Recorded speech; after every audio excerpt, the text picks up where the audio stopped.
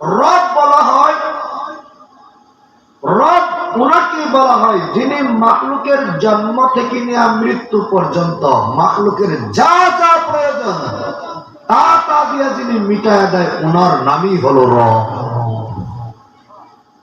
আপনি আমি যখন মায়ের পেটের মধ্যে ছিলাম, সেখানে খাবারের ব্যবস্থা করছেন কি? আল্লাহ বলেন, বান্দা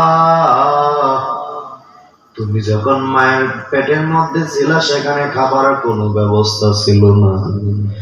আমি আল্লাহ সেখানে খাবারের ব্যবস্থা করে দিলাম। বান্দা তুমি যখন দুনিয়ার বুকে আসছো, তোমার মুখের মধ্যে দাঁত ছিল না, তুমি তো শক্ত খাবার খাইতে পারো না। তোমার জন্য আমি আল্লাহ নরম খাবারের ব্যবস্থা করছি তোমার মায়ের বুকের মধ্যে। তোমার দাঁত ওঠার পর্যন্ত তোমার খাবারের ব্যবস্থা করছে যিনি, তিনি হলেন রব। তিনি কি? রব।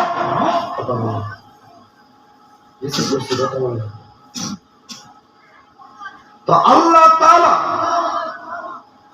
মাখলুকের জন্ম থেকে নিয়ে মৃত্যু পর্যন্ত যা যা ব্যবস্থা করছে তার নামই হলো রব। জন্মের পরে মুখের মধ্যে দাঁত ছিল না, দাঁতের ব্যবস্থা করছেন তিনি আমার রব। আমার যৌবন দরকার, আল্লাহ যৌবন দিয়া ভরপুর করে দিয়েছে, তার নাম হলো রব। আস্তে আস্তে আমার যা যা প্রয়োজন মৃত্যু পর্যন্ত তা দিয়া যিনি মিটায় দিয়েছেন, তার নাম হলো রব। আল্লাহ তাআলা খালি মানুষের জন্য রব না, আল্লাহ সমস্ত মাখলুকের জন্য রব। বলেন সুবহানাল্লাহ। আল্লাহ শুধু মানুষকে লালন পালন করে না, সমস্ত সৃষ্টি জগৎকে লালন পালন করে।